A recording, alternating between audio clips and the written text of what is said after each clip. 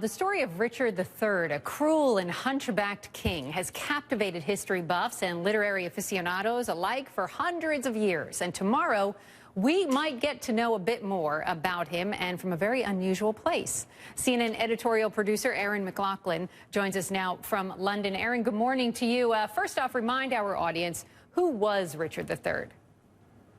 Well, Richard III was one of the most infamous kings in English history, portrayed by Shakespeare himself as a vile and twisted villain. He's been accused of murdering both of his nephews in an attempt to keep hold of the throne. And he met his demise in 1485, all the way back in 1485, during what was called the Battle of Bosworth Field. He was killed in action, and Henry VII and the Tudors were victorious in battle. They won the throne, and the burial place of Richard III had long since been forgotten. That is, of course, until now. Over 500 years later, a team of archaeologists are poised to release their findings as to whether skeletal remains found buried in a parking lot, a municipal parking lot in central England, are actually the remains of Richard III. The media here is dubbing it the king in the parking lot. So why do they think this is him? I mean, was it apparent how he was killed, or something that might have been there in that parking lot as well all these years later?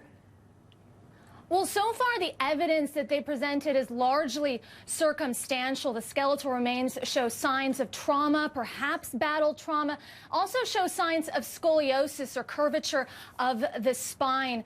The location itself, all things that are consistent with historic accounts of Richard III's demise. And what experts have done over the past few months is take a look at these remains in greater detail. They're looking at things like carbon analysis, soil samples, even the the dental samples, as well as, crucially, DNA samples. They've taken DNA samples from the skeletal remains and compared that to a DNA sample of a modern-day living descendant. And they're planning to release their findings at a press conference tomorrow. And I can tell you, we'll be there, as will plenty of other Richard III enthusiasts who are very eager to hear about these findings, Randy. I'm sure this is very exciting stuff for history buffs, no doubt. Erin McLaughlin, thank you very much. Appreciate that.